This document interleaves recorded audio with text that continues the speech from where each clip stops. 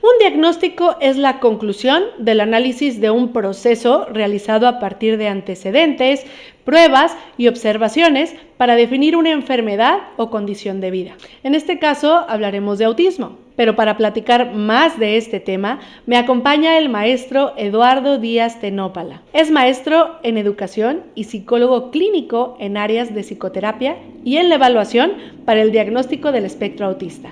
Cuenta con más de 35 años de experiencia en el trabajo con autistas y sus familias. Es presidente del Consejo Directivo de Enlace Autismo AC y creador, junto con otros profesionales, de los filtros mexicanos para la detección del espectro autista. Es profesor titular de la certificación en detección y diagnóstico diferencial del espectro autista. Hablemos de diagnóstico diferencial en autismo.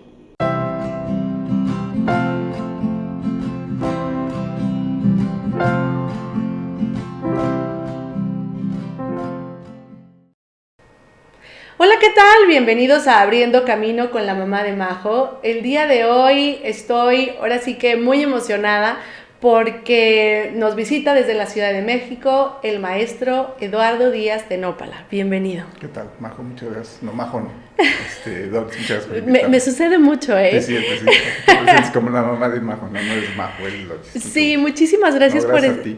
Por estar aquí. Sé que vienes de Flash, es un viaje en el que ahora sí que vienes a capacitar a muchos especialistas. Uh-huh. Me llena mucho de emoción que existan especialistas que se interesen desde el seguir actualizando especialistas. Me parece maravilloso toda tu experiencia y a lo que te dedicas.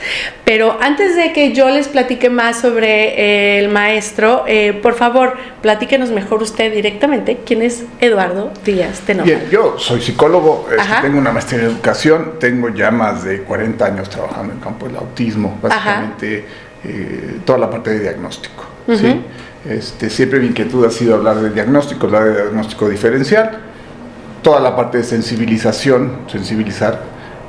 a la sociedad sobre el autismo, uh-huh. ¿Sí? Y tratar como que de dar una visión como mucho más en esta idea constante que ha sido como un punto central en mi trabajo, que es el sí se puede. Exacto. ¿Sí? El sí se puede en todo. Y sí se puede en todos los momentos, en la escuela, en la casa, en la sociedad, en el trabajo, en la universidad, en todos lados se puede. Soy presidente de Enlace Autismo. Enlace Autismo es una asociación civil que ya tiene algunos años trabajando, y lo que hacemos básicamente es esto: la capacitación en el diagnóstico diferencial, en el diagnóstico y diagnóstico diferencial, y toda la parte de la sensibilización. Eso es básicamente lo que hacemos. Es increíble que contemos con estas herramientas de alguna manera, y más que los especialistas estén interesados, que aquí hablamos muchísimo de actualización y creo que las herramientas de diagnóstico van avanzando, se conoce más sobre de ellas, conocemos más sobre incluso los mismos pacientes que al ser evaluados, cómo va cambiando, cómo vamos identificando cada vez más con estas herramientas para llegar al diagnóstico. Y aquí lo hemos dicho muchísimo, no es que cada vez haya más diagnóstico, más autismo, no es que cada vez tengamos más autistas, es que precisamente estas herramientas y este diagnóstico es el que cada vez avanza para detectar a edades tempranas y más fácil el uh-huh. autismo en este caso, ¿no? Pero, a ver, hablamos de diagnóstico, pero diagnóstico diferencial. ¿Qué es el diagnóstico diferencial? El diagnóstico diferencial tiene que ver con una parte que, desde mi punto de vista, y es mi punto de vista, así que lo quiero dejar como muy claro, tenemos que manejar con mucho cuidado. Yo sí creo que a lo largo de mi trabajo, yo trabajé muchísimos años, 20 años en una escuela, uh-huh. que era como un centro de atención múltiple, pero particular, como un CAM particular. Y en esa escuela llegaban una cantidad grande de chicos, en una primaria, preescolar y primaria, con diagnóstico de autismo que en realidad no tenían autismo. Okay. Sí. Tenían en aquella época se llamaban conductas autistas, hoy sabemos que no son conductas autistas, porque nos empezamos a dar cuenta que hay muchas conductas que se creían exclusivas del autismo que no son exclusivas del autismo. Y ahí viene el diagnóstico diferencial, Doris, porque en esa parte hay muchas condiciones genéticas, condiciones epilépticas, ¿sí?, que cursan o tienen características parecidas al espectro, pero no son el espectro. Entonces, mucho de lo que comenzamos a trabajar fue a buscar este diagnóstico diferencial, a decir, a ver, este niño o esta niña, sí, parece que está dentro del espectro porque tiene una serie de características, pero resulta que no, tenía un síndrome, tiene alguna condición diferente. Y esta parte del diagnóstico diferencial la venimos trabajando hace tiempo. Ahorita estamos trabajando mucho el diagnóstico diferencial en adultos también. Correcto. Porque también creo que tenemos que hacer el diagnóstico diferencial en adultos, trastornos de personalidad. Hay muchas confusiones que se están dando con relación al diagnóstico de autismo en adultos, cuando a lo mejor estamos hablando de otros trastornos, específicamente dos, el trastorno límite de personalidad y el trastorno narcisista. Además de todas las cuestiones de ansiedad y depresión que a partir de la pandemia se votaron, ¿no? Entonces tenemos que hacer, ese es el objetivo del diagnóstico diferencial. Yo soy de la idea de que el autismo es una condición perfectamente descrita. Esta idea de que el autismo es tan amplio, no es tan amplio el autismo. El espectro no es tan amplio.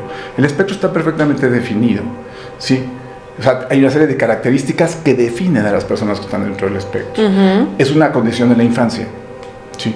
El espectro autista, las características son observables antes de los 3 y evidentes antes de los 6.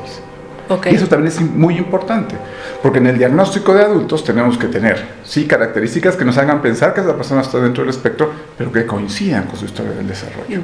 ¿Sí? Exactamente. Que ese es un punto muy importante. O sea, sí tenemos que dejar aquí muy claro que es una condición de la primera infancia. ¿Sí? Antes decían que era antes de los 3 años. Hoy sabemos que no, que puede haber un movimiento en ese sentido. Por eso yo hablo de que las características se comienzan a observar antes de los 3 y son evidentes antes de los 6. Las personas dentro del espectro no pasan desapercibidas cuando son pequeñas, ¿sí? Eso también es muy importante darlo. O sea, puede haber un mal diagnóstico. Quiero decir que a lo mejor no se diagnosticó con autismo, se diagnosticó con otra condición. ¿Sí? Pero es una condición de la infancia. Entonces, en ese sentido, sobre esa parte, pues tenemos que ir limpiando. Cuando hablamos en esto del espectro, pues el espectro está perfectamente definido. Son características, yo hablo de 5 grupos. En la forma de comunicarse, en la forma de relacionarse, en el proceso de pensamiento, ¿sí? en el uso de los objetos y en la integración sensorial. Son las 5 áreas donde vamos a encontrar características de las personas, ¿no? Y, por ejemplo, hablamos ahorita de un rango de edad de la infancia. Y esto quiere decir que, por ejemplo, a lo mejor te evalúan en la pubertad o en la adolescencia o incluso de adulto, y resulta que eres autista, pero porque coincide con esta parte inicial de la infancia. Exactamente. Exacto. Esto es muy importante. Yo he evaluado a muchos adultos que dicen, no, yo empecé en la universidad. No. ¿Sí? Esto no es autismo. El autismo empieza en la infancia. Claro. Sí. Entonces ahí viene el diagnóstico diferencial. Ahí hablamos del diagnóstico diferencial. O sea, hay que tomar en cuenta todas las etapas y todos los... Exacto. Y hay que tomar en cuenta la parte en este rango de 3 a 6 años. Es decir, aquí es donde tenemos que observar esto. Te quiero platicar. Una vez llegó un señor de 60 años. Sí, y me dijo, creo que estoy en el espectro. No estaba en el espectro, pero él sospechaba que estaba en el espectro. Porque lo que había leído. Sí, y entonces yo hablé con él y dijo, ¿y tus papás viven? No, ya esos papás murieron hace mucho tiempo. Le dije, yo necesito información de lo que pasaba cuando eras pequeño.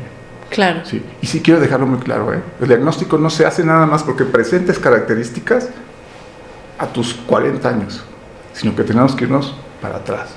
Y hay que buscar y hay que tener esta información. Insisto, ¿por qué? Porque el autismo, el espectro autista es una condición de la infancia. Definitivamente, y esto tiene mucho sentido, ¿no? Porque finalmente hay papás que a lo mejor llegan buscando diagnóstico para sus hijos y dicen, es que juega así, ay, ¿qué tiene? Yo también jugaba así. Entonces ahí es donde te vas para atrás y empiezas, a ver, platíqueme más, ¿no? De qué otras conductas o qué otros signos presentaba el adulto en ese entonces. Entiendo, creo que ahora todo tiene sentido cuando hablamos de diagnóstico en ese sentido. Pero, a ver, entonces, ¿cuándo sería una edad, a qué edad se puede dar un diagnóstico? ¿Cuál es la mínima edad para empezar el diagnóstico? Yo creo que, mira, aquí no hay una mínima edad, ¿no? O sea, en el autismo no podemos hablar de absolutos, pero lo que sí podemos decirte es que hoy en día el diagnóstico afortunadamente se hace más temprano. ¿Sí? Gracias. O sea, cuando yo empecé a trabajar, esto en el 85, y en el 85 los diagnósticos se hacían a los 6, 7, 8 años. Sí. Hoy no, hoy puedes hacer un diagnóstico en un menor de 1 año y medio, puedes tener ya suficientes indicadores para pensar que está dentro del espectro. Totalmente de acuerdo. Y qué mejor tenerlo entre más temprano para poder dar los apoyos. Yo creo que, mira, también hay que tener mucho cuidado con esto, ¿no? Porque muchas veces hablamos es que la detección temprana o la intervención temprana, yo siempre hablo de la intervención oportuna.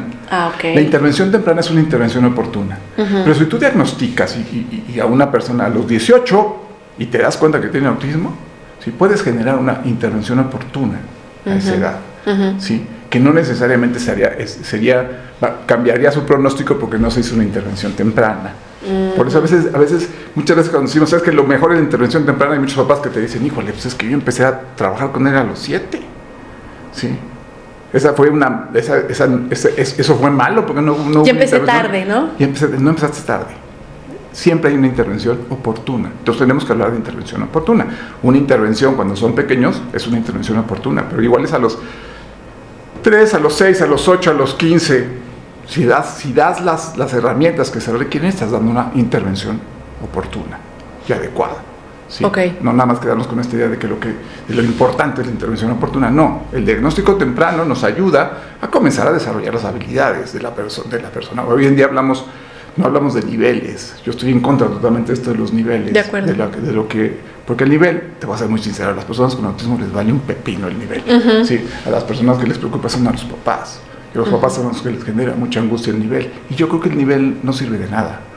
Yo creo que lo importante es la persona, y la persona tiene habilidades y retos, y nuestra obligación como papás, como profesionales, como maestros, es trabajar sus habilidades para disminuir sus retos, punto. Definitivamente. ¿Sí? Eso es lo que tenemos que hacer, no es quitar sus retos, es disminuir sus retos a través de sus habilidades.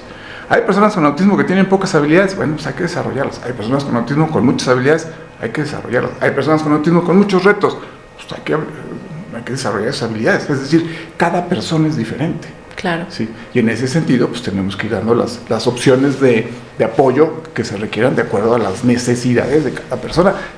Y algo bien importante en ese sentido, Doris, todo lo que tiene que ver con los contextos. ¿Sí? Yo vengo trabajando hace tiempo el término de los contextos. Sí. No sé si venga, pero te voy a platicar. Sí. Sí, cuando yo empecé en el 85, lo más importante era el diagnóstico. Te decían, tiene autismo, y no nada más era esto, era ¿qué voy a trabajar con esta persona con autismo? Pues voy a trabajar que se vista y se desvista, que coma solo, que controle su interés. Y ese acababa la intervención. ¿Sí? Entonces el autista se veía de alguna u otra manera envuelto en este diagnóstico. Y en este diagnóstico se volvía un pronóstico totalmente negativo. ¿Qué pasó después? Después nos empezamos a dar cuenta que necesitaba un tratamiento. Entonces el siguiente contexto fue el tratamiento. Entonces estaban las modificaciones de conducta, todas estas técnicas que se usaban hace muchos años, ¿no? Pero después entraron el TIC, el PEX, el Denver, mil y un cosas. Pero después nos empezamos a dar cuenta que el otro contexto era la familia, porque la familia necesitaba apoyo. Y más o menos por ahí del 95 el otro contexto fue la escuela, cuando se abrió la famosa integración educativa. Pero hoy en día estos contextos no se pueden reducir a 4 espacios. ¿Sí? Todos los contextos en los que se desenvuelve la persona con autismo son importantes. ¿Sí? Me refiero a persona con o autistas, ¿eh? Yo soy en ese sentido muy porque bueno, es todo un conflicto, pero sí, la terminología. Pero bueno, los autistas se enfrentan a muchas cosas, a muchos contextos, y los contextos los tenemos que ir observando siempre, porque estamos acostumbrados a que lo más importante es el diagnóstico. Y el diagnóstico es uno de los contextos. Hay que ver cuál es el contexto familiar, el contexto social. Y por contexto social no me refiero a qué tanto socializa, no. ¿Cómo se acerca a los demás? ¿Qué hace con los demás? ¿Sí? ¿Qué tantos hábitos tiene?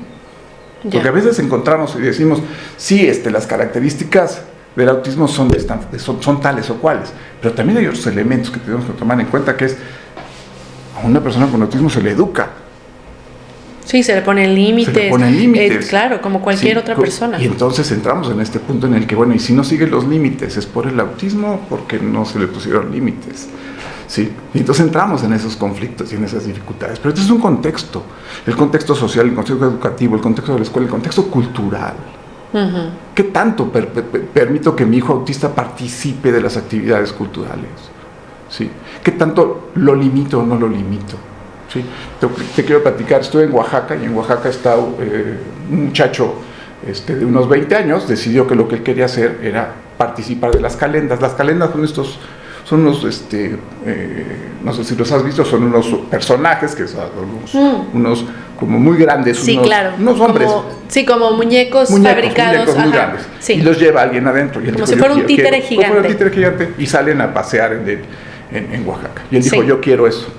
Entonces todo el mundo entró en esto de, no, ¿cómo? Es que el ruido, la música. Dijo, no, yo quiero. Entonces fue con un maestro, le dijo, yo tengo tu calenda. Le hicieron su calenda.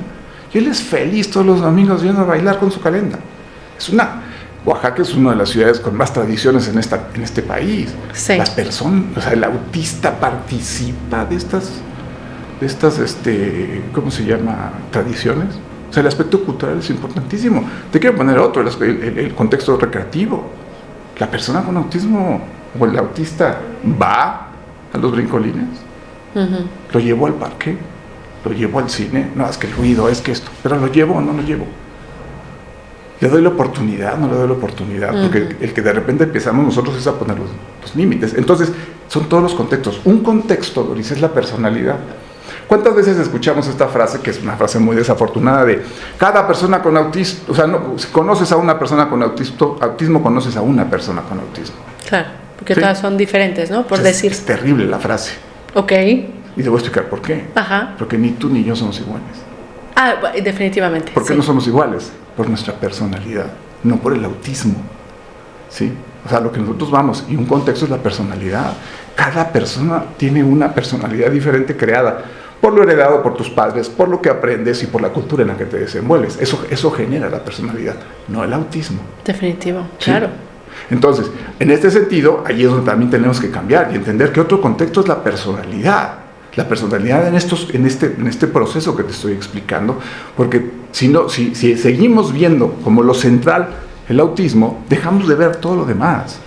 ¿sí? Claro. Y todo lo demás son muchísimos otros contextos, muchísimos otros elementos que hacen y que forjan a la persona. ¿sí?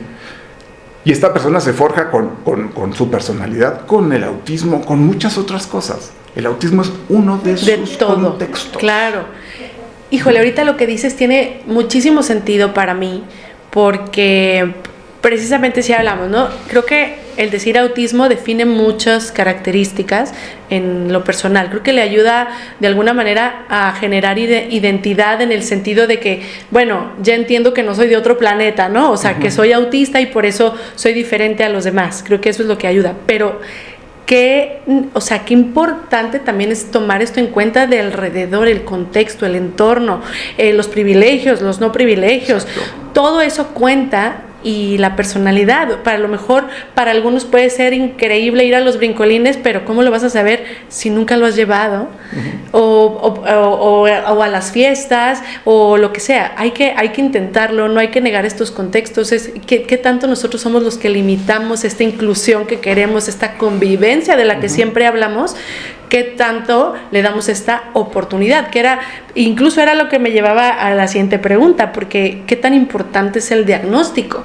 O sea, es importante para tenerlo en un registro de identidad y de saber el por qué es diferente, por qué hay cambios en el neurodesarrollo, por qué es diferencia en eso, o para qué es importante el diagnóstico. Yo creo que el diagnóstico es un punto de referencia. Ok. El diagnóstico no es una etiqueta, es un punto de referencia. Correcto. Sí. Si tú dices, tengo autismo, soy autista, sí, estás dando un punto de referencia, ¿sí? Y ese punto de referencia nos permite a los profesionales, a tú que estás sensibilizada con el tema, a entender y a decir, ya sé que es un autista, ¿sí? Que igual pasaría si es un síndrome de Down, ¿sí? Claro. Tienes una serie de conceptualizaciones que estás desarrollando en ese sentido. Lo que yo voy es un punto de referencia nada más, no es una etiqueta. El diagnóstico no puede ser pronóstico. Correcto. ¿sí? O sea, el diagnóstico es, estas son las características, ni siquiera que distinguen a una persona, ¿sí? Son las características de esta persona, ¿sí? ¿Por qué? Porque todos tenemos estas características diferentes. Yo siempre hablo de que somos peculiares, todos somos peculiares, los autistas son peculiares. Claro. ¿Sí? Como tú y como yo, insisto, no quiero decir como peculiar hacer a un lado, peculiares porque somos peculiares todos. Todos tenemos peculiaridades que nos distinguen. Algunas nos gustan, otras no nos gustan, otras no son tan adaptativas. Eso va a depender de cada persona, no del diagnóstico. Por eso yo insisto que el diagnóstico es solo uno de los contextos. Definitivo. ¿sí? Te quiero poner un ejemplo. Hace mucho tiempo trabajé para el programa Autismo Teletón. Cuando empezó el programa de Teletón con autismo era un programa que se llamaba Autismo Teletón. Y yo formaba parte del equipo y hacíamos diagnóstico. Y llegó un señor, un campesino, porque eso fue así, yo me dedico al campo, soy campesino, con un chiquito autista de unos 5 años. Okay. ¿Sí? Entonces le explico que su hijo tiene autismo y bla, bla, bla. Se lo trato de poner en lo que me estoy dando cuenta, que le costaba como trabajo entender todo lo que le estaba diciendo. O sea, al final acaba y me dice, oiga, a ver si entendí. Me dice, ¿tiene autismo? Le dije, sí.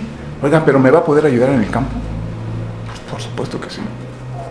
Ese papá, obviamente le dije, tienen que ir a la escuela y tienen que hacer muchas cosas, no nada más trabajar en el campo. No, sí, ¿pero me va a poder ayudar en el campo? Por supuesto. Ese papá no necesita un hijo con autismo, necesita mano de obra. Es una triste realidad de este país. Ya. ¿Sí? Pero ¿qué le digo a ese papá? No te va a poder ayudar. Y además, claro que le va a poder ayudar. ¿Sí? O sea, el autismo entonces se queda a un lado. Claro. Sí. Es un punto de referencia. Esto es lo que te pasa, pero eso no quiere decir que no pueda hacer miles de millones de cosas como cualquier persona. Claro, igual con o sin autismo, definitivamente el niño va a decidir si quiere ayudar o no quiere ayudar. Exactamente, también. O sea, para este papá todos sus hijos tienen que ser mano de obra. Ay, habrá alguno que le diga, oye, pa, yo no le entro. A mí la neta esto no si me no late. me late y se va, y es totalmente válido. A lo mejor él es el que le dice, no le entro a esto, y es totalmente válido. Por supuesto, sí. Claro. Y precisamente era lo que, como... Aquí siempre yo creo que hablamos de la importancia de tener un diagnóstico, porque siento que a veces es un parteaguas, o el ponerle un nombre, uh-huh. El por qué actúa así, o el por qué no tiene amigos, o en mil cantidad de a lo mejor cuestionamientos que tenemos como padres, pero si le ponemos un nombre decimos, ok, ¿no? A partir de aquí ya puedo trabajar en qué busco, qué tratamiento, qué terapia, etcétera, ¿no? Que ese es un punto que está pasando mucho con los adultos. Okay. Hay muchos adultos que en el momento que le dicen el diagnóstico dicen, ya me quedó claro qué es lo que me está pasando. Uh-huh. ¿Sí? Yo muchas veces con los adultos les pregunto, ¿en qué va a cambiar tu vida uh-huh. con el diagnóstico? Y me dicen, pues en realidad de nada, pues tengo que seguir mi vida pero me va a dar a mí una claridad de qué es lo que me está pasando, personal, de lo que estoy sintiendo, de lo que estoy viendo, y eso ayuda mucho. Por supuesto. ¿Sí? Como habrá otros que no les ayuda, O sea, ya hay otros que saberlo, sí, claro. No les cae nada bien, ni les parece agradable, ni están orgullosos de eso, o sea, es otro tema. Pero en general encontramos adultos que de repente te dicen, claro, para mí esta parte me sirve como para saber ubicarme en ese proceso.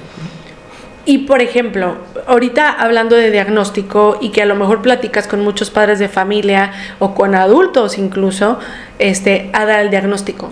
¿Cómo se prepara una familia para dar el diagnóstico? Porque te cuento que hay personas que, aunque ven a su hijo que tiene signos o situaciones diferentes a los demás niños y que no aceptan llevar a su hijo a evaluación, o que ¿cómo se prepara una familia? Porque creo que no todos están listos para recibir un diagnóstico. Yo creo que no se puede preparar. Ok. O sea, esta parte de prepararnos, o sea, es decir, es bien complicado para un papá que de repente le diga, no, ya a tu hijo le pasa algo. ¿Sí? O llévalo a que le den una revisada, ¿no? O sea, no es tan fácil. A lo mejor tú como papá ya te diste cuenta que tu hijo no está cumpliendo con ciertos parámetros que deberían cumplirse, padres. O ciertas cosas que tú ves que te llaman la atención. Uh-huh. Pero pues es el proceso de negación por el que primero pasas, que es decir, no está pasando nada, ¿sí? Entonces, en realidad, ¿cuándo va a llegar un papá a consultar con su hijo? Cuando pues, ya pasó ya dio este brinco en la negación y dice algo está pasando, uh-huh. ¿Sí? Y cuando algo está pasando, pues hay que preparar una familia, que la familia esté preparada para recibir un diagnóstico, nunca lo está, ¿sí? O sea, no te puedo decir, híjole, mira, esta familia ya le puedes decir porque ya está preparada. No, ninguna familia está preparada, ¿sí? Pero por no estar preparada tampoco tenemos que ser muy claros. Uno de los objetivos centrales que nosotros trabajamos hay que ser claritos. Tu hijo tiene autismo por esto, ¿sí? Y te explico por qué tiene autismo, ¿sí? No te voy a dorar la píldora diciendo, es que a lo mejor, mira, empezamos a trabajar y a lo mejor se le quitan las conductas. No, tiene autismo y tiene autismo por A, B, C, D cosas. Mi intención es que el papá que llevó a este niño, a esta niña pequeña, ¿sí? Salga y diga, claro, tiene autismo, porque esas cosas las he observado, ¿sí? O sea, yo trato de hacerle ver al papá que compartamos esto que está presentando tu hijo se llama autismo. Claro. ¿Sí? Pero no nada más es el diagnóstico, sino es para dónde, qué vas a hacer, ¿no? Claro. O sea, no es nada más decirte, híjole, tiene autismo y ya. Y váyase con su diagnóstico y listo. No, hay mucho que hacer. Hay mucho que hacer, hay muchos elementos que tenemos que tomar en cuenta, terapéuticos, escolares, sociales, familiares, que se tienen que trabajar y se tienen que intervenir. La intervención siempre será importantísima, ¿no? Claro, y yo creo, o sea, más que nada en el tema de que se debe manejar, obviamente con una seriedad, pero no estamos hablando de que alguien falleció, o sea... Exactamente. ¿No? O sea, tienes que decir, tiene autismo, hay mucho que hacer. O sea, tampoco es entrar en esta parte del entrar en lo mágico, uh-huh. ¿Sí? Ser como muy éticos. Un elemento que nosotros trabajamos mucho, Doris, es la ética. Uh-huh. ¿Sí? Y la ética está muy manoseada en el campo del autismo. Sí, ¿sí? Muchísimo. Sí, o sea, muy manoseada en este sentido de yo te lo hago hablar, yo le disminuyo el autismo, yo hago que la terapia fulana haga que tu hijo... Claro, ponga atención en las clases, atención, ¿no? En las clases, sí, o sea... Esta parte, y la parte ética es decir, estas son, o sea, hacia tenemos que caminar, ¿sí? Claro. Nuestra obligación ética de los profesionales está en todo, ¿sí? Desde qué tipo de tratamiento te voy a dar y cuáles son los objetivos a cumplir en ese tratamiento y en cuánto tiempo lo voy a cumplir. Claro. Yo siempre critico mucho a los profesionales porque los profesionales llegan y te dicen, sí, no sirvió esta terapia porque los papás no me hicieron caso.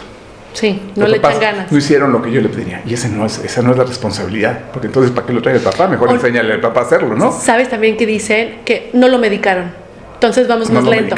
¿Sí? No lo medicaron, o no hacen lo que nosotros le pedimos, o los papás los consienten mucho. O sea, y esta parte de echarle la culpa al papá y en vez de decir, mi tratamiento no funcionó, y decirles, yo pensé que mi tratamiento te iba a dar resultados a 6 meses, no te los dio, ve con otra persona. Mi tratamiento con tu hija no funcionó. No es que mi tratamiento no sirva o que tu hija, no sé, no hubo esta posibilidad de trabajo en ambas partes. Esa herramienta no funcionó. No funcionó. Hay 20 más. Afortunadamente hoy en día hay una cantidad gigantesca de profesionales que se dedican a esto, profesionales de muy buena calidad, profesionales con muy buena ética. ¿Sí? Claro. Y bueno, pues eso te abre una pauta. Aquí en Guadalajara hay muchísimo. Y creo que eso habla excelentemente bien de un terapeuta o de un especialista, ¿no? Que te pueda redirigir. Aquí no está funcionando. Aquí no soy yo quien está ayudando a tu hija. Ve con otra persona, ¿sí? Y a los papás de repente llegarán y te dirán, oye, es que me están diciendo que las gotitas de cloro quitan el autismo. Sí. ¿Sí? ¿Y yo qué le voy a decir? No le quitan el autismo. No se sabe, ¿no? Hasta el día de hoy sabemos que las gotitas de cloro no quitan el autismo, pero es tu decisión. Claro, definitivo.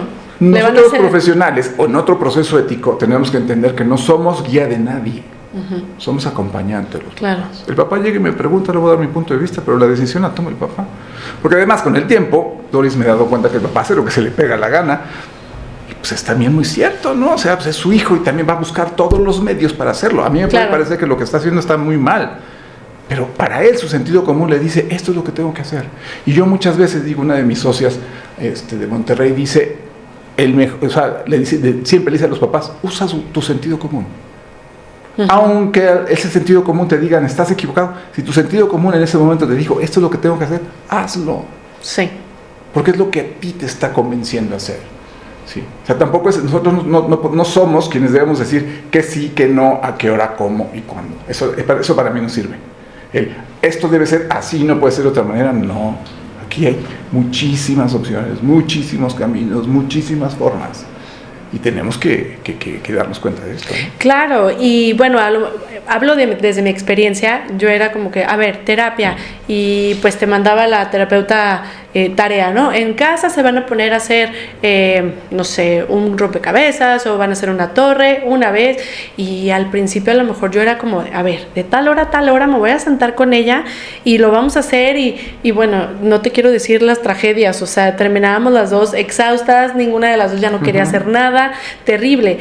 Cuando entonces entiendes, y otra terapeuta me lo dijo, oye, esto tiene que ser un trabajo del día a día, a lo mejor mientras en la comida, a lo mejor después de hacer la tarea, o sea, algo que salga natural, algo que puedan trabajar en el día a día. Esto no se trata de torturar a nadie. A ver, yo te la voy a cambiar. El asunto es, yo siempre he dicho, los papás no son terapeutas. Exacto. Eso lo queda claro. ¿sí? Y además no nada más por eso, tu hija cacha perfectamente que dices, no, esta está jugando un papel que no le corresponde, tú eres mamá. Definitivo. ¿Sí? Tú no eres aquí. Sí. Una cosa es, ¿me pongo a hacer una terapia o me pongo a jugar? Me pongo a convivir, ¿sí? Que es muy diferente, ¿sí? Y muchas veces te dicen, hazle así, no le hagas así, juega con tu hijo.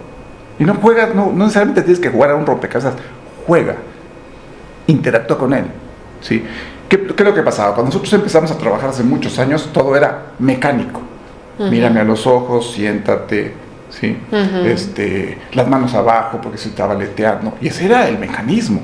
Y eso lo generabas y lo generalizabas con los papás, cosa que hoy en día es terrible. Claro. Bueno, desde aquella época a mí me parece terrible esto. Sí, Siempre claro. estuve en contra de este proceso. Entonces, de alguna manera, si tú a un papá le dices esto es lo que tienes que hacer en tu casa, pues estás generando una situación totalmente robótica en la que se pierde la espontaneidad y se pierde la relación padre-hijo. Y para mí lo más importante es la relación entre los papás y los hijos. El cariño, el afecto. Eso es lo más importante, ¿sí? Yo tenía un maestro que decía el afecto cura, y yo sí creo. No le va a quitar el autismo, pero va a hacer que la relación se dé, y esa relación va a permitir que de pronto en un ambiente social pueda establecer ciertos vínculos afectivos. Exactamente. ¿Sí? El cariño, el amor, el respeto es fundamental. Entonces yo no te puedo decir, hazle así para que entonces se aprendan los colores. Tú no eres quien tiene que enseñarle los colores a tu hija. Por eso estás pagando a una terapeuta, ¿no? Porque entonces sería como decir, bueno, si yo tengo que hacerlo, pues lo hago yo. Claro. ¿Sí? No, tú estás ofreciendo un servicio. Tú profesional ofreces un servicio y tienes que completar. Sí, una tareita, vale, como en la escuela. Pero de ahí a que tú tengas que replicar lo que yo estoy haciendo para que el aprendizaje reforzarlo de alguna manera, sí, no. Me parece terrible. Exacto. Te voy a contar una historia. Una vez una mamá me escribió y me dijo, oye, fíjate que somos un grupo de mamás que aprovechando las vacaciones de diciembre queremos reafirmar lectoescritura con nuestros hijos y hacer un grupo y no sé qué. Me dice, ¿qué opinas? Le dije, qué poca abuela tienes. Son vacaciones. Claro. Descanso. Sí. O sea, ¿por qué? Porque son autistas. Tenemos que trabajar lectoescritura en vacaciones, cuando ya estuvieron en la escuela 4 meses. Y que también están hasta acá, a lo mejor de la escuela, claro. Y tienen todo el derecho de no hacer nada. Claro. Te hablaba uno de los contextos recreativos. ¿Le permites a tu hija que no haga nada? Nada. Que esté tirada en el piso, jugando con su hojita que le gusta. ¿Se lo permites? ¿O estás encima de ella que no puedes hacer eso? Sí. ¿Le permites que de repente vea el iPad, que vea la televisión? Que esté dando vueltas por todos lados como a ella le gusta en este espacio recreativo, o tengo que estar encima para que no esté sin hacer nada. De repente las niñas, los niños se hartan. Claro, sí. En general. Sí, y entonces tenemos esta posibilidad, y en general, o sea, no estamos hablando nada más de que están dentro del espectro, sino toda esta población. Entonces, en ese sentido tenemos que entrar más en el lado humano y darnos cuenta que estamos con personas, no estamos con diagnósticos. Exacto. Sí. Exactamente. Esa es la parte más importante. Definitivamente. O sea, romper esta idea de que lo más importante es el diagnóstico. No, lo más importante es la persona. Y esa persona tiene muchísimas cosas que hacer y ofrecer, no nada más estar peleándonos con que si le quito, le disminuyo el autismo, ¿no? Definitivamente sí, estoy de acuerdo con eso. Y bueno, hablando de diagnóstico, sabemos que hay muchas herramientas, cada vez hay más o cada vez se mejoran el A2, que es el DSM-5, o sea, tenemos como muchas herramientas, desconozco todas evidentemente porque no soy especialista, pero son como las que más se escuchan. ¿Cuántas en general existen? Hay muchísimas pruebas, hay muchísimos instrumentos, pero hay que tener mucho cuidado nuevamente. ¿Sí? Yo específicamente tengo mucho tiempo trabajando, hago una certificación en detección y diagnóstico diferencial, sí, en la que no enseño a aplicar pruebas, enseño a ver. ¿Sí? Exacto. Te voy a explicar qué es lo que sucede. ¿Las pruebas son confiables? Siempre me preguntan, ¿las pruebas son confiables? Sí, claro, siempre y cuando el que los aplique sepa lo que está observando. El diagnóstico de autismo es un diagnóstico clínico, se hace por la observación de conductas. Finalmente, estos instrumentos es observación de conductas. ¿Sí? Y entonces, ¿qué es lo que sucede? Si tú no tienes un ojo clínico entrenado me refiero a que tengas experiencia en el trabajo con personas dentro del espectro, y vas a ver a un chico y le vas a aplicar un A2 en una ADR o todas estas pruebas que pueda haber, pero no sabes lo que sí es autismo y lo que no es autismo, vas a calificar y vas a dar mala información, vas a dar un erróneo positivo, que nos ha sucedido mucho. Muchos niños que llegan con diagnóstico de autismo con A2 o con ADR, que no tienen autismo, déjate que tengan, no tienen autismo, y dices, ¿qué vieron? Claro. ¿Sí? O sea, llegó conmigo un chiquito que le gustaba Messi, fan de Messi, y le dieron el diagnóstico de autismo porque era fan de Messi. O sea, no puedes hacer ese diagnóstico. ¿Sí? Claro, o sea, claro. Hay miles de personas que son fans de Messi y que tú digas que todos solamente porque le gusta Messi y no hace más que hablar de Messi es autista, estamos en un problema. Por eso seguimos pensando y sigo creyendo que lo más importante es el diagnóstico diferencial, porque entonces estamos dando una muy mala información y estamos generando mucha confusión. Correcto. ¿Sí? Entonces, por eso es muy importante en este sentido saber que los instrumentos sí sirven, siempre y cuando el que los aplique sepa lo que tiene que observar. Definitivamente. Porque entonces se vuelve muy complicado, porque entonces hacen diagnósticos que en ese sentido pues, son erróneos, ¿no? Y por ejemplo, hablamos de erróneos o a lo mejor no erróneos, pero hay muchas veces o se habla mucho de los resultados no son concluyentes. Concluyentes, sí. ¿En base a qué criterio se debe de volver a evaluar? Yo creo que mira, que hay como varios puntos. Esta parte de qué criterios pudieras encontrar me parece que es muy arriesgado decirte bajo Cierto, sí. Hay varias cosas aquí muy importantes, Majo. El proceso ético nos mete a esta idea de no tengo los elementos suficientes para decir que tu hija tiene autismo. Y es totalmente válido. Ok. ¿Sí? O sea, tampoco es que los profesionales tengan la bolita de cristal y siempre atinan el diagnóstico. Tenemos un grave error en este sentido profesional, en que cada profesional que vea a una persona tiene que decir un diagnóstico y de repente dicen unas cosas que dices, mejor no lo digas. Sí, yo siempre uso una frase que digo, nunca pierdas la oportunidad de quedarte callado. ¿Sí? Y en ese sentido creo que aquí es importantísimo. A ver, no tengo los elementos suficientes para decir que tu hija está dentro del espectro. No te lo va a decir. ¿Sabes qué? No tengo los elementos. Hay puntos que me hacen indicar que sí y hay puntos que me hacen indicar que no. ¿Por qué no empezamos a trabajar? ¿Por qué no empiezas a la terapia? Vas a la escuela, empezamos y en 6 meses vemos qué anda. Volvemos a evaluar. Vamos a hablar. ¿Sí? O sea, no es aplícale helados 15 veces, porque entonces eso tampoco va a servir. Es, a ver, ¿qué es lo que tengo que observar? ¿Qué es lo que estoy viendo? ¿Qué me hace dudar? Porque ahí entramos nuevamente al diagnóstico diferencial. ¿Sí? Hoy en día hay muchos trastornos del lenguaje que aletean, pero son trastornos del lenguaje. ¿Sí? Que tienen cuestiones sensoriales. Todas las personas con TDA, muchas de las personas con TDA, con déficit de atención, aletean, tienen características sensoriales. ¿Sí? Hay chicos con síndrome de Down con características sensoriales. Se pensaba antes que lo sensorial era exclusivo del autismo, hoy sabemos que no. Hay muchas otras condiciones que pueden presentar características sensoriales y no por eso estás dentro del espectro. Correcto. Para estar dentro del espectro tienes que presentar características sensoriales, pero no por presentar características sensoriales estás dentro del espectro. Que eso es muy importante, volvemos a hacer el diagnóstico diferencial. ¿Sí? Entonces tienes que saber qué pasa con los trastornos del lenguaje. Algunos trastornos del lenguaje presentan conductas sensoriales, algunas personas con TDA presentan características sensoriales y son TDA y son trastornos del lenguaje. ¿Sí? No es que se confundan en ese sentido. Entonces, esta es la parte en la que yo hablo de limpiar un poco el terreno para saber por dónde estás caminando. O altas capacidades, que también se confunden mucho con el autismo, ¿no? Desde mi punto de vista hay un gran error en ese sentido. Sí, porque no se está sabiendo lo que son verdaderamente las altas capacidades. Las altas capacidades en general encuentras en todas las áreas. Vas a encontrar un repunte en todas las áreas. Y en las personas dentro del espectro vas a encontrar picos. No en todas las áreas. ¿Sí? Entonces hay que tener muchísimo cuidado en ese sentido, ¿no? Sí, vas a encontrar personas que tienen habilidades sobresalientes, ¿sí? Que les cuesta trabajo socializar. Claro, se sienten totalmente fuera de lugar, pues sienten que el otro no está comprendiendo ni es su tema de interés hablar de los planetas. ¿Sí? Entonces, y socialmente va a tener dificultades, académicamente va a tener dificultades también, problemas de adaptación también los va a tener, pero eso no lo hace estar dentro del espectro. Tienes que analizar y tienes que ver todo esto. La detección, Doris, es cuantitativa. Observo una cantidad de conductas que me hacen pensar que tu hija está dentro del espectro. El diagnóstico es cualitativo. Veo si esas conductas verdaderamente corresponden al espectro. O sea, tengo que analizar si ese cuadro conductual que estoy viendo, esas características que estoy viendo, efectivamente corresponden al espectro.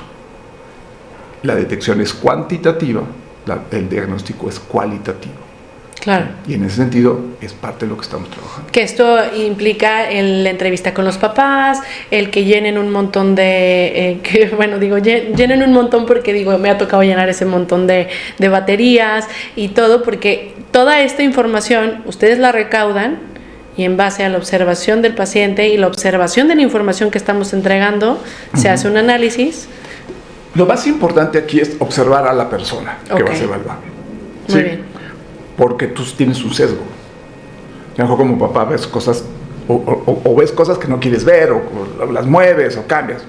Lo importante es, yo siempre les digo a los profesionales, no es observar a la persona, es interactuar con la persona. Acércate, juega, platica, conéctate. Y sobre eso te va a dar un diagnóstico. Tú vas a poder quedar claro si estás hablando o no de esto. Claro. Si tienes un ojo entrenado y sabes qué vas a buscar, qué vas a pedir, qué vas a platicar, para de alguna manera determinar si es un diagnóstico que tenga que ver con el espectro, ¿no? Entonces, no hay de que, ¿sabes qué? Ve con fulanito porque él aplica el A2, o ve con sutanito porque aplica X evaluación, o aplica juntas. O sea, ¿cómo puedo yo definir o con qué evaluador, como mamá? Porque finalmente muchas veces estamos perdidas y que finalmente sabemos que algo es diferente en nuestros hijos, que algo no estamos haciendo bien, a veces hasta nos culpamos a nosotras, como a lo mejor no lo llevo con los niños, a lo mejor no lo metí a la clase, a lo mejor le faltó psicomotricidad, a lo mejor. Entonces, ¿cómo encuentro yo? ¿Cómo investigo? ¿Cómo busco? ¿Qué prueba? ¿Qué aplico? ¿Dónde? ¿Cómo? Fíjate que yo no te podría decir que existe una batería de pruebas que tengas que hacer. Te voy a explicar por qué. Yo no soy de la idea de... Hay mucha gente que dice que mientras más pruebas apliques, mejor es el diagnóstico, ¿no es cierto? Sí. O sea, el diagnóstico no es porque apliqué 7 pruebas y las 7 pruebas me dijeron que tiene autismo, tu hijo tiene autismo. No. Es mi ojo clínico. Yo siempre digo, el ojo clínico está sobre la prueba. Si tú aplicas una prueba y la prueba dice que sí está dentro del espectro, pero tú lo ves y dices, no está, hazle caso a tu ojo clínico. ¿Sí? Entonces, tú me estás preguntando con quién voy. Mi respuesta es con quien sepa. ¿Sí? Si es que aplique el A2, si es que aplique el ADR, si es que usa el DSM-5, si usa el C11, no sé. Pero que sepa y que sepa de lo que estamos hablando, que sepa de autismo. Porque te voy a poner, lamentablemente, nuestro campo médico tiene grandes huecos en ese sentido. ¿Sí? Siempre pensamos que, por ejemplo, un neurólogo, por ser neurólogo, sabe de autismo, y no necesariamente. No necesariamente. Sí, tenemos que llegar y decirle al neurólogo, ¿usted sabe de autismo? ¿Usted ha visto niños con autismo? No nos dé miedo preguntarle a un médico. Esa es nuestra misión como papás. Oiga, ¿usted qué onda? ¿Sí sabe de autismo? Lo que decir, si se siente ofendido, híjole, qué lástima me da su caso, pero usted no es el indicado. Si se siente ofendido porque le estoy preguntando si sabe o no sabe de autismo. Claro. ¿Sí? O sea, la referencia es muy importante. Aquí no es... Ojo, no es tampoco el que cobra más caro es el mejor. Tampoco. Sí, tenemos que buscar el que sabe. El que tú tengas una referencia de, él sí sabe ese diagnóstico, me ayudó a mí. Y a lo mejor llegas con este cuate que te dijeron que es buenísimo para el diagnóstico y a ti no te convence. Claro. O sea, esto también es válido. Somos humanos. Sí. Y ahora, pasa voy a llamarlo fenómeno, a lo mejor no es la palabra indicada, pero muchas veces sucede que... tenemos un diagnóstico temprano, un diagnóstico precoz que le llaman, y resulta que ya hemos trabajado mucho con el niño o niña y tenemos pues cada vez más avances, hay cambio en conductas, por llamarlo, o comportamientos, y se debe volver a evaluar, reevaluar. La pregunta sería, ¿para? Ok. O sea, acabo de ver a una señora que me dice, oye, te quiero llevar otra vez a mi hijo, ¿te acuerdas que tú lo viste hace tanto tiempo? Ahorita es un adolescente de 20 años y quiero que lo veas para que me digas esto, ¿en qué nivel está? Le dije, no. Digo, primero, ¿él quiere? Tiene 20 años. Ok. ¿Sí? O sea, ¿él quiere? Cuando era chiquito tú lo podías dar lo que quieres, pero ahorita a los 20 años, primero, y la segunda, ¿para qué? Ya. Y si mi pregunta sería, ¿para qué? Si has visto evolución, si has visto cambios, si has visto avances, pues Una persona con autismo avanza, una persona dentro del espectro avanza. O sea, los autistas desarrollan sus habilidades. Aquí lo importante no sería que empezar a decir, vamos a hacer un seguimiento para ver qué otra cosa aparece. ¿Sí? Una persona dentro del espectro. Un autista puede tener muchísimas habilidades y puede tener muchísimos retos conforme vaya creciendo. ¿Sí? Yo de adolescente era muy diferente de niño. ¿Por qué? Porque la adolescencia me pegó, y a ti, Doris, te pegó de manera diferente. Correcto. A lo mejor tú eras buenísimo en la escuela, pero llegaste a secundaria y dijiste, ya no, y te volviste la más rebelde, la más floja. ¿Cambió? O sea, ¿había que hacerte un examen para ver qué estaba pasando? No. Y a veces nos da mucho miedo esta parte. Los niños crecen, las personas autistas crecen y van teniendo los cambios como cualquier persona. La adolescencia la viven como cualquier persona. Aquel autista que era bien obediente y a todo decía que sí, ahora resulta que entrando a la adolescencia dicen que no. Entonces la gente te dice, ¿se le agravó el autismo? No, es adolescente. Exacto. Sí. Por eso te digo que los contextos son. O tiene conductas retadoras ahora, ¿no? Pues sí, tiene conductas. Porque es adolescente. Tiene conductas retadoras. Es que ahora está aislado porque se mete a su cuarto y se duerme. Todos los adolescentes se meten a su cuarto y se duermen. No es ansiedad ni depresión. Creo que adolescencia. Creo que esta palabra, creo que la palabra que debemos de usar aquí es la aceptación. Aceptar que es un humano más. Es que estás tocando un tema muy importante, porque tú dices, bueno, y si mi hijo va evolucionando o va teniendo muchos avances, me gustaría que lo volvieran a ver. ¿Por qué? O sea, por eso te preguntaba, ¿por qué? A lo mejor una fantasía es, oye, ¿y si estuvo mal el diagnóstico? Sí, claro, que a lo mejor puede ser, muchos padres de familias podrían ser. Pero a lo mejor no. Volvemos a la parte de la aceptación, en otro término, en el término de decir, ojalá y no fuera autismo, espérate. Exacto. A ver, aquí tenemos que ir con, es autista, te dieron el diagnóstico de autista. Va a haber muchas áreas de oportunidad, como muchos retos. Claro. Y como papá, como profesional, tienes que decir, y no tienes que echarle la culpa al autismo. Claro, esto no lo hace porque tiene autismo, no es cierto. No lo hace porque o es flojo, porque no quiere. No quiere, o porque simple y sencillamente no se le pusieron las condiciones para que lo hiciera. Sí. Yo me acuerdo que hacíamos un cuestionario en Teletón y le preguntaban a los papás, ¿su hijo lleva su plato al fregadero cuando acaba de comer? Se me quedaban viendo. No, nunca se lo he pedido. Exacto. Le digo al hermano que lo haga. Oh, sí. Sí. Y yo dije, ¿por? Pues porque no se le vaya a caer el plato. Bueno, y si se le cae, lo rompió y tiene que aprender. Entonces, esta parte es la parte que se vuelve complicada. ¿Sí? Es decir, esta idea de que tiene una condición, entonces empieza a cambiar y empieza a sobreproteger y empieza a poner un ambiente. Eso es lo que nos estamos encontrando con muchos adultos de hoy en día. ¿Sí? Muchos adultos que les cuesta mucho trabajo llegar a los espacios laborales, muchos adultos que les está costando trabajo entrar en estos procesos sociales porque no se desarrollaron, no les exigieron ciertas habilidades que a cualquier persona se les debería haber exigido. Por supuesto. ¿Sí? Y qué importante es que nosotros como padres de familia muchas veces vamos allá afuera a los colegios, a los restaurantes, todos lados y queremos inclusión y que por qué no hay esto y por qué no lo otro. Y a ver, también hay que voltear hacia adentro de nuestros hogares y voltear a decir, ¿y qué tanto nosotros incluimos en casa? Exactamente. O sea, ¿qué tanto limitamos dentro de casa? Desde los alimentos, desde el llevar un plato al fregadero, desde tender tu cama, todo eso, ¿no? ¿Por qué no damos esas oportunidades? Te voy a contar, yo soy hermano de una persona con discapacidad. Mi hermano más grande tiene una discapacidad muy seria que se llama el síndrome de Lennox-Gastaut. Es un síndrome epiléptico. Yo no me di cuenta, o sea, vaya, yo me estoy enterando que tenía esto porque me puse a estudiar ahora los síndromes epilépticos y me di cuenta que eso es lo que él tenía. Él murió hace 25 años. Sí, de una convulsión, precisamente, porque es un cuadro convulsivo. ¿Sí? Y entonces yo soy hermano, entonces yo me sé más o menos como la dinámica de los hermanos. Entonces tengo una plática para papás sobre hermanos. ¿Sí? Y a mí me parece que si un área, un grupo de familiares que no se atiende son los hermanos. ¿Sí? Y que son importantísimos, ¿eh? Totalmente. Y esta señora, doy la plática y se acerca esta señora y me dice, oye, fíjate que quiero que lo platiques con mi hijo adolescente porque tiene 15 años y cada vez que vamos en la calle con su hermano que es más chico con autismo, me dice, internalo. La única solución es que lo internes. Ay, no. Entonces imagínate como mamá te pones, qué horror terrible, como mi hijo, su hermano está pensando en internarlo. Entonces me pide que hable con él. Entonces hablo con él, simpatiquísimo, y al final le dije, oye, de veras lo quieres internar. Se empieza a atacar de la risa. Y me dice, claro que no. Lo hago para molestar a mi mamá. Digo, dice, porque cada vez que pasa por mí, o sea, vamos a la escuela por mi hermano, pasamos al Oxxo, se baja, me dice que lo acompañe, yo compro unas papas, él compra unas galletas, nos subimos al coche, se arranca mi mamá.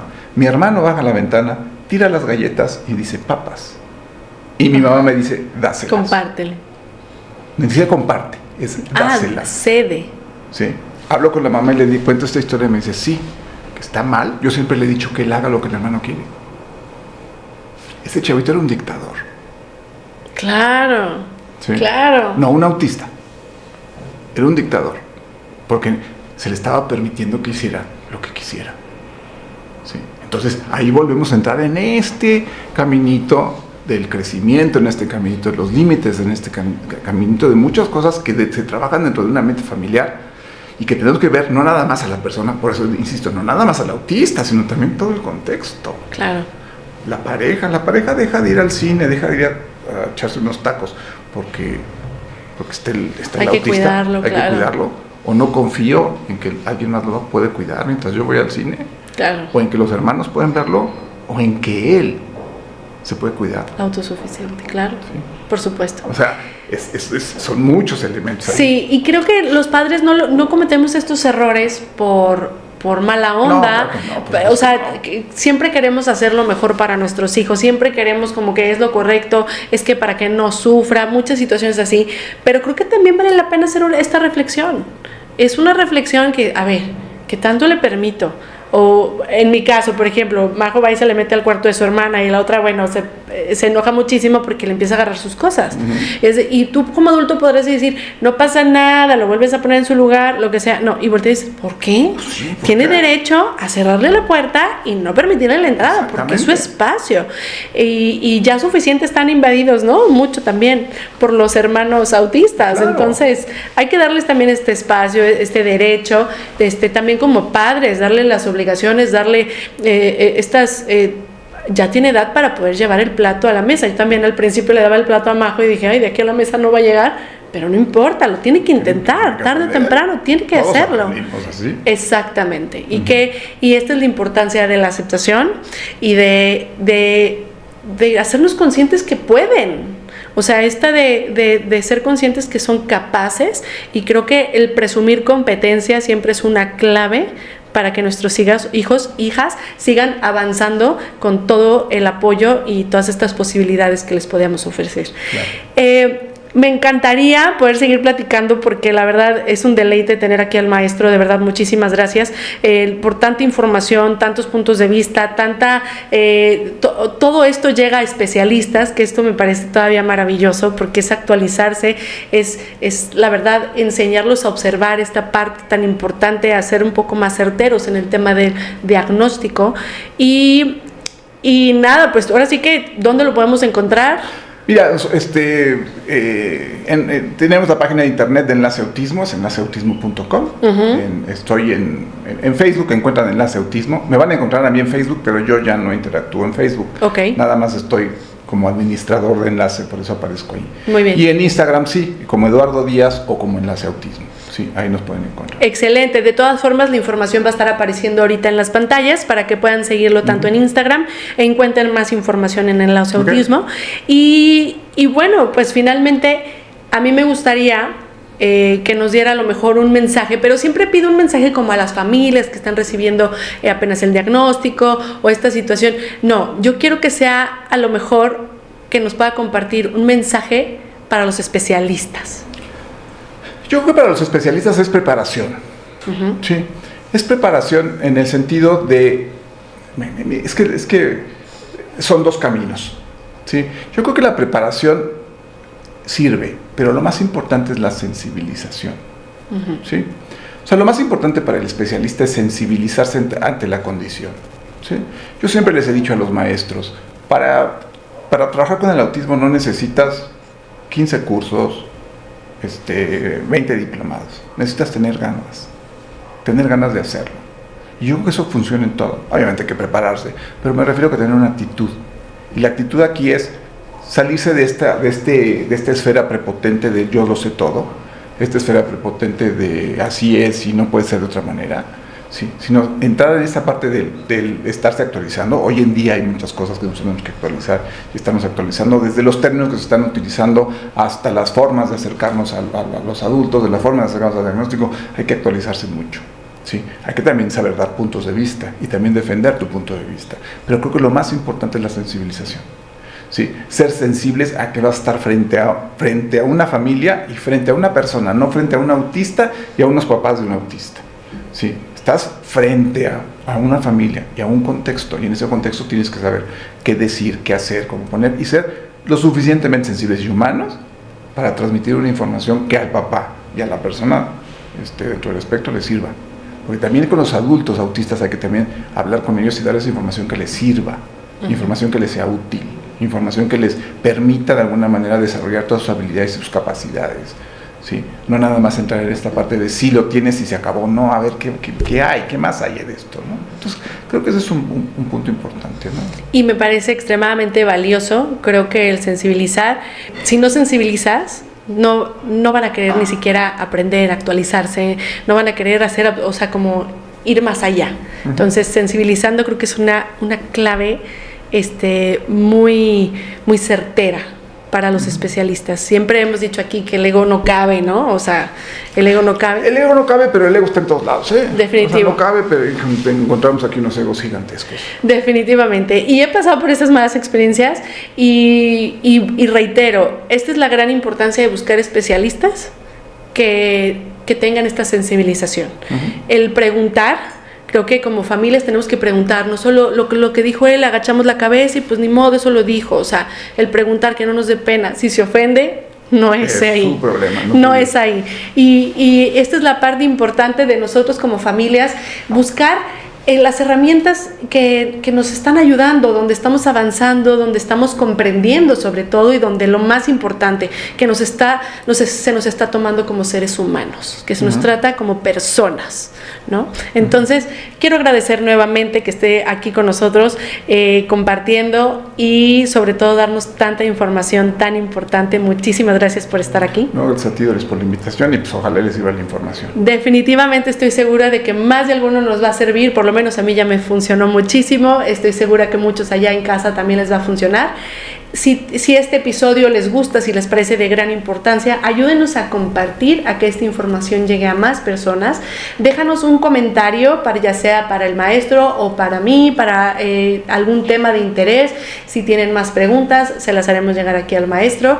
Y también la importancia de, pues ahora sí que la información llega más, siempre ha sido aquí un lema muy dicho, ¿no? La información es un derecho y eso hay que ejercerlo, ¿no? Definitivo, y a favor siempre de la divulgación de información. Así que muchísimas gracias. Ustedes recuerden que cada vez que se abre un camino, se abre una oportunidad. Muchísimas gracias. No, gracias a ti.